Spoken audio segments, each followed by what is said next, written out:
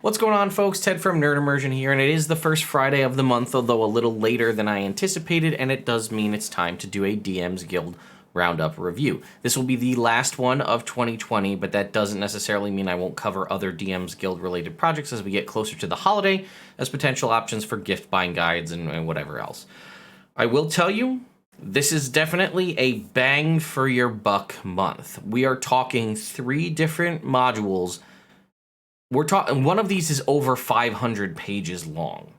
And I'll remind you that people are putting these out in PDF form. Thankfully, a lot of these are also available in print on demand if that's something you want to look at.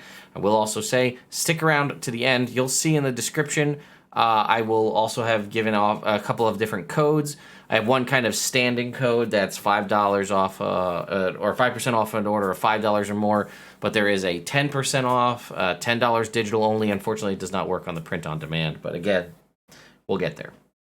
So what are we talking about today? You know what? Actually, before I do that, I'll throw it out there, the little self-promo bit. 86.6K. If you like what I do here, news coverage, whatever else, silly shorts, videos about rolling dice or whatever, I promise top 10s are coming back as well. Consider subscribing to the channel. Okay. So I have 3 for you today. We have the Codex of Infinite Planes. As you can see here, this is a best platinum seller. It came out in October of last year. It is, again, 11 5-star ratings. It is available for $20, $19.99 or $19.95 in PDF form. You can get it in a hardcover print on demand if you so wish. We have the Rashemen campaign guide, which is a best gold seller that only came out back in early or mid-September. Also available for $20 with 5-star ratings and is also available in both softcover and hardcover. Also does have Ed Greenwood himself, the creator of the Forgotten Realms, involved in a form or another. And lastly, we have Night Strahd, a best Electrum seller, which only came out in mid-November and is a 5-star rating for 6 ratings. Now, each of these are massive undertakings, so I can only touch on so much in these just because we would be here for days if I were to go through everything. So I guess on a high-level overview for those of you who want to decide whether you like these or not, Codex of Infinite Planes is one thing that a lot of people, it's a DM tool.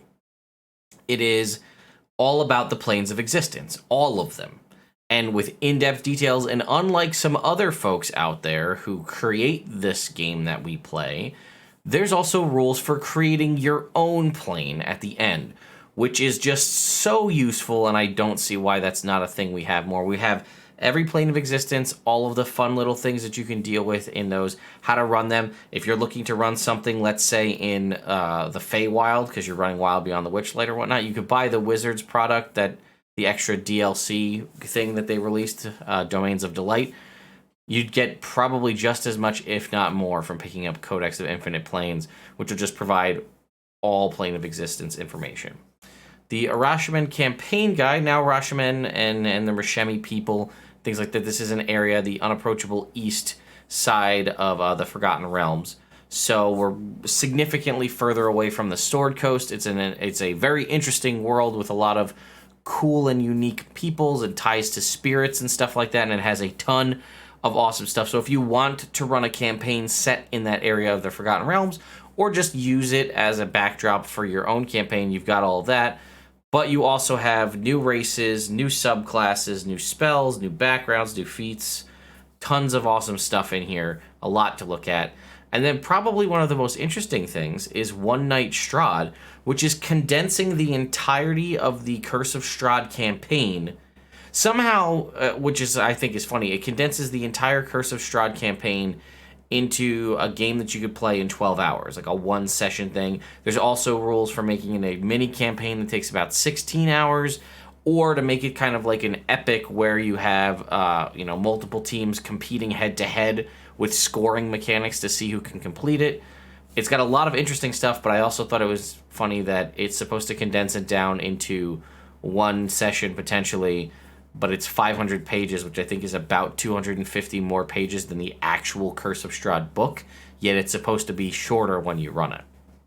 Okay, so that's the high-level overview of all of them. Let's jump to the Codex of Infinite Planes. I will also say, Every single one of these has bookmarks right out the gate, so they all get the gold star from Nerd Immersion right out. So if we take a look at the table of contents for Codex of Infinite Planes, you can see first up we have a little bit just about what are planes of existence. We have a whole chapter on how to utilize planes of existence, whether in your campaign, how to go in between them, things along that. And then chapter 3 is the kind of the big meaty chapter, which is just the planes of existence. You can see we have the inner planes, right? The elemental planes here.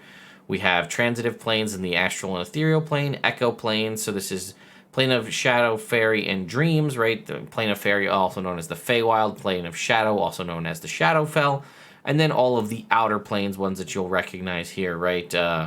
We have Arborea, Arcadia, we have the Nine Hells, we have Gehenna, Mount Celestia, Pandemonium, so on. We have a little bit about the Codex of the Infinite Planes and the folks that keep and maintain that. And then lastly, like I mentioned in Chapter 5, is the Planar Toolbox, something to teach you and provide resources for you to build your own plane of existence that you could use in your own campaigns. So I figured we would take a look at the plane of Fairy real quick because, again, Feywild is all the rage at the moment, with Wild Beyond the Witchlight being a relatively recent release. So we can see, I mean, just right here, it's just packed with information and lore and history and a lot of really useful stuff that one could use in their own Wild Beyond the Witchlight campaign or their own Feywild-based campaign. So it'll give us a little bit of background about the plane itself, right? So, like the plane of shadow and plane of dreams, plane of fairies, an echo of the material plane sitting basically as an overlay on top of it. And if you're familiar with the sort of cosmology and existence of the planes, you'll know how that kind of works. Most people do not know it exists, though in certain areas known as ley lines, the borders become blurred, and in other regions, spontaneous gates and portals open, allowing free travel between the two. Right? It's full of fae. This is where you get things like changelings and the traditional folklore style things happening. What can you expect when you go there? Get a little bit here of the lay of the land, how time flows in the Feywild, how to survive, ways to get there, because there's multiple ways in which you can transport yourself there, how to move around, what kind of creatures you'll encounter, which is where we have, like, again, Blighted Mothers, we have hags, we have Archfey courts, we have the King of the Fairies, Queen of the Fairy Dragons, we have Star Children, we have a bunch of different things on just the kind of creatures we'll encounter, humanoids or otherwise. What kind of hazards and phenomena, which is another big thing, which is also something nice that's added in the Build Your Own section, because all different planes of existence have some sort of funky thing that'll happen that makes it different than what you'd expect on the material plane. Forgetfulness, Oblivion Moss, Befuddling Rain, the ability where you just kind of lose time. Time will just, you'll miss it completely. And then again, we have a little bit about some different sites, cities within the Feywild. And keep going. I mean, this is all still just talking about the Feywild here. All these different locations, characters of interest, and then a series of adventure hooks on how you can implement these as a way to pull your characters there. So we have Turn of the Leaf. I'll read this one for you. A curious oak leaf is offered for sale to the party from a vendor with no knowledge of its qualities. The item is a leaf of all seasons, having been passed through collector to collector, and eventually came to the merchant by way of a large auction lot. Taking the leaf, the characters find themselves visited by a heavily cloaked stranger who tries to steal the leaf. The Darkling Elder and his Darkling followers are agents of an exiled Archfey, trying to get back into the graces of the Gloaming Court by collecting the leaves of all seasons. Keeping the leaf leads the characters on a path to stop the greedy Archfey from using leaves with ill intent. Sounds like a pretty interesting campaign to me. If we scroll down, we can see here's a little bit again in the Codex. This will give us a little bit about, here's the actual item itself, the Codex of Infinite Planes. There's also the Codex of Finite Planes, and then we have a little bit about keepers of the Codex, characters, scholars, and the like. And then again, we have our planar toolbox. What is it going to give us? What's the gravity like? How does the time flow? Geographic features, traits, and then again, a list of master phenomenon that you could apply.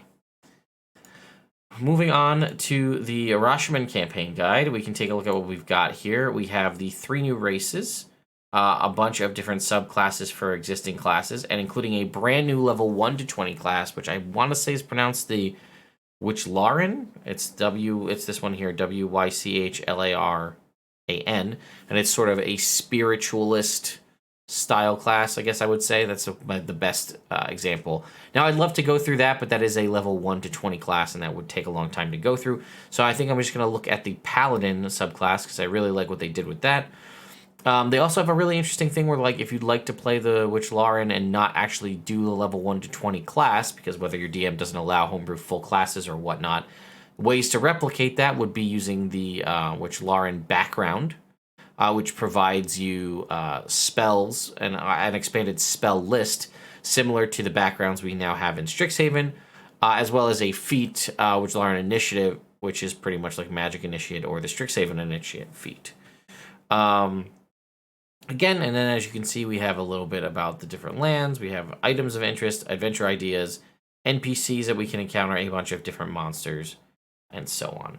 So why don't we go ahead and jump to the character options, and I will show you that Paladin.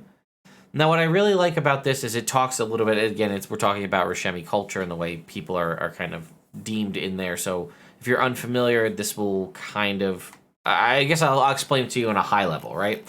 So, barbarians that are unable to control who they are when they get into a rage, the typical frenzied berserker kind of barbarian, they have a specific name, which is the Nideshka, which is, that's kind of the Rashemen name for those people.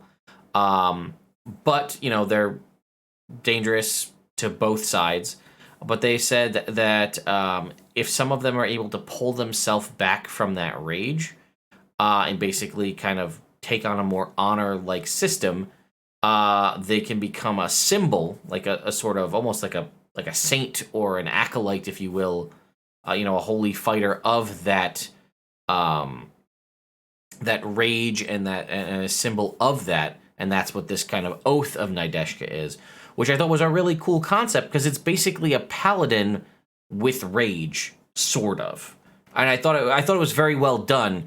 Which you obviously could have just given the paladin rage, like tied as like a channel divinity, but I think they did a really good job of doing this and making it, one, not overpowered, but two, still flow with the feel of paladin. So we get oath spells as we normally would: Bless, Heroism, Barkskin, Pass Without Trace, Mantle of Heroism, Enemies Abound, Death Ward, Freedom of Movement, Far Step, and Destructive Wave. Nothing too crazy, but some good ones to have in there, especially to have them auto-prepared. And then you can see the Channel Divinity is where it starts to peek in, right? So one of them is called Moment of Fury. Using your Channel Divinity, you allow yourself a small burst of rage. Until the start of your next turn, add +2 to damage rolls on strength-based attacks, and you have resistance to bludgeoning, piercing, and slashing damage. So it's kind of like the resistances of rage and the extra damage of a rage damage. It's only until the start of your next turn. It's a little short, in my opinion, but it is a Channel Divinity, which you do get back on a short rest. I might have liked to see, I think a minute is too long. I would have liked to see maybe until the end of your next turn. Maybe proficiency bonus rounds. I don't know. It's fine as it is, though. And then we have a sort of the opposite side of, rather than tapping into the rage, we have sort of quelling the aggression of others in the Moment of Calm. As an action, each creature of your choice within 30 feet must succeed on a wisdom saving throw. On a failed save, they have disadvantage on attack rolls. Kind of the opposite. We have our aura at 7th level. It's called the Aura of Battle. The aura extends to 10 feet as per usual. Creatures of your choice within this aura who miss a strength-based attack still deal damage to their targets equal to your proficiency modifier. You the paladin. And I thought that was interesting too, because I was like, oh, are they going to give them like rage? Are they going to give them reckless attack via this? But I kind of like this. If you miss, it still does some damage. Now, it's not going to do enough to do anything crazy. It's not going to allow you to really trigger things like sneak attack or other abilities. But I miss, and I'm still going to be able to do, again, at 7th level, it's at 3 damage. 3 damage to somebody, so it's not like a total loss. I still feel like I'm contributing in some way. 15th level, we have Raging Rebuke. Creatures who enter into your reach provoke attacks of opportunity. That's amazing. I love that a lot because it actually kind of gives you some of the benefits of the Sentinel feat without... was it Sentinel or Polearm Master? without actually having to take it, and I think that that's a really cool ability. And then lastly, at level 20, we have our sort of transformation that all paladins get, Nideska Charge. As a bonus action, you basically go into a rage. You have advantage on strength checks and strength saving throws. You deal extra damage on melee weapon attacks equal to your proficiency modifier. You have resistance to all damage except psychic. And you cannot cast spells or use Divine Smite, but the radius of your aura of battle extends to 60 feet. Now, normally it would be 30 feet. Creatures of your choice within your aura of battle gain 10 temporary hit points whenever you reduce a creature to 0 hit points. This benefit lasts for 1 round. You can expend a spell slot at the start of your turn to extend the duration of this feature by a number of rounds equal to the level of the spell slot used. I like what they're doing there, but I feel like shortening it to 1 round is kind of cheap. I feel like it should last longer. Maybe it doesn't need to have as much stuff. I also don't know about I understand the concept of limiting the not being able to cast spells or Divine Smite, because I get you're kind of like entering a rage. But that being said, that shouldn't limit Divine Smite. I'm down with it not limiting spell casting because that's a function of rage. Divine Smite is sort of above and beyond that, so I don't know. I get what they're going for. I think it could need a little bit of tweaking, but I do like it overall. I thought I would quickly show you the background that I was telling you about, right? The Witchlarn background, you can see adding extra spells to your spell list. We can jump to the feats as well. We have a bunch of different kinds of feats here. And I like this rune scarring feat actually quite a bit, which is basically you are given the ability to essentially scarify someone, but it gives them temporary access to a spell, but you do it by burning up spell scrolls and then like using the ashes of the spell scrolls as like tattooing, which I thought was really cool. So you burn down spell scrolls, magical ashes are applied to a needle or blade, imbuing with the ability to cast spells. To do so, you successfully cast a spell from the scroll. Instead of attacking a spell taking effect, you spend the next hour reducing it to ashes, preparing it. This process can be considered light activity during a rest. Once the tattoo is complete, the bearer can cast that spell once using Constitution as their spellcasting mod, after which the magic fades. Now you might say that seems kind of meh, but you can do this all the time. You are given the ability, and nothing says that you can't apply the tattoos to yourself. This is a complete scar tattoo that has not been activated, can be detected as though detect magic spell. In addition, it can be removed with the dispel magic and similar effects. But I don't believe you must spend 1 hour per spell level applying it to the creature. This process be considered light activity. I don't think it also states anywhere in there that you can't apply multiple of these. So you could do multiple versions of this if you have the time, which I also, again, really like.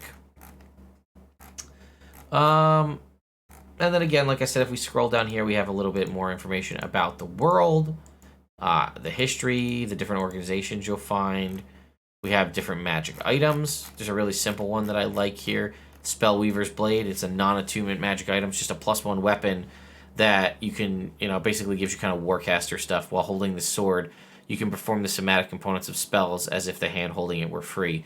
They made it any sword. I would apply it to any weapon. Just pretty simple, and I like it. And then again, obviously, we have new monsters and NPCs for a variety of different things. Even, yeah, we can see all these different characters here. I think we also have a new dragon type, right? There's an ice dragon. Very cool. And then last, but certainly not least, we have Night Strahd, which is I love the layout, and I love all of the information that they bring to it, explaining kind of the process behind how to use this book. So, like it says right here, it says you could run it as a long play, roughly 12 hours, suitable for events such as Halloween. A mini campaign, roughly 16 hours, generally broken into 3 sessions, or as a stage game and is variable as needed. And one of the things I like is they actually do talk about the research that went into why they decided to put it into this time slot. And it has to do with some stuff we've talked about here on the channel, the length of certain campaigns and what the average time people are able to play before they, 2 or 3 sessions. They're able to do about 3 or 4 hours, and then things can start to fall apart. There's a lot about how the things are different. It focuses around 4 key characters. I guess I'll also throw it out there, minor spoilers or potential spoilers for Curse of Strahd. So if you're planning on playing it, be aware. But it focuses around the characters of Strahd, Irina, Gertruda, and Sergei. And it also has to do with, like, things have progressed significantly further than would have happened and where the characters, like, if you were to play Curse of Strahd and win. Multiple cycles have happened of the dark powers, so people are very drastically different. And it kind of talks a little bit about it, how Irina accepted the gift of the vampire in an attempt to use it to defeat Strahd, but now she's just kind of embraced it. Sergei becomes a knight of profane power. I don't know if that means a death knight or not. Strahd basically has just become a predator. It just says he's given up all pretense of being anything other than a predator, coming to glory in his fated role as a tyrannical caricature. And Gertruda, now before the dark powers to try to save Irina, and now she's kind of cast into this as well. And you can see there's a couple of different acts. They break it up into acts as though it is a play, which I do like.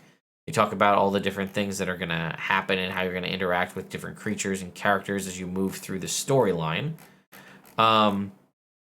This is important, the tools of the trade, which talks about the different ways they've broken things down. There's encounter flows, there's these hunt encounters, which are sort of like explorative or exploratory. I don't know. They're like exploration missions where you're sort of tracking down almost like a bounty, right? Expansible approach to structuring timed explorations, particularly encounters with an adversary. They're used to implement chases, investigations, and of course hunts. They rely on abstracted maps and come with an obscured player map. We have a little bit here about active world storytelling. They also mentioned the 3 clue rule, which I will touch on. And they have branch and narrative beats set up specifically. I didn't see where they mentioned the 3 clue rule again. Maybe I missed it. A little bit about all the characters, the central villains. Let's skip past that. And here you can see again the encounter and the flows of the way different things worked for the different acts within the campaign.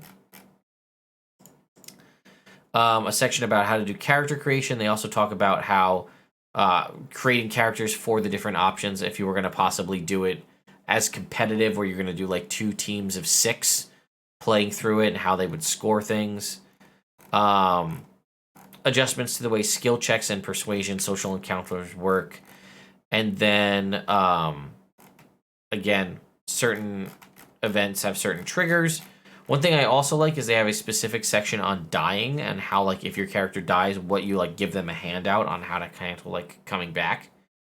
As well as, you know, if they die a second time. And then here again, here's the rules for scoring an encounter. How many points people get if you're going to run it in a competitive sense, which I thought was really cool. And then we roll into the encounter itself. We do have several pre-made characters that you can use if you'd like to forego having to create your own character. And then again, a variety of monsters and items. And one thing I will point out is one of the monsters is a wolf the size of like a house. Let me pull that. Where is that? It's here. Yeah, one Night Strahd. Let's see, 525 pages, over 100,000 words. And you fight a wolf the size of a house and a Dracolish carrying a vampire's coffin. Also, something to point out too, right? Any proceeds gone beyond development costs are donated to the Pride Foundation as well. So the funds and the purchase of it also goes to a good cause. So yeah, folks, this is a really jam-packed one. It's the last one of the year, but I'm giving you close to 1,000 pages worth of material to look through if you were to go and pick these up. Make sure you do use the links in the description, as those are affiliate links. So if you pick them up via those links, it does benefit me slightly monetarily if you do so, as well as using the coupon code. It helps to show that you guys are interested in clicking things from Nerd Immersion. And as part of that, it will allow me to sort of progress in my hybrid role as a DM's Guild Herald, which will allow me to do higher discount codes for you guys, as well as giveaways every month if we are able to generate more stuff from that. So as a reminder, clocking in total Codex of Infinite Planes is 370 pages. The Rashemen campaign guide is 178 pages. And One Night Strahd is 524 pages. So Let me know what you all think of these in the comments down below. I'll have links again in the description to all those, as well as the coupon code is NerdPicksDecember, or NerdPicksDec, right? So NerdPicksDEC, 10% off an order, a digital order of 10% or more, and that will run until the 10th, so that's next week, next Friday. That coupon code will be live. Again, I'll have the link, I'll have that information in the description, as well as the 5% off, which is an always-on code that you can use at any point as well. So thank you all so much for watching, and I'll see you next time.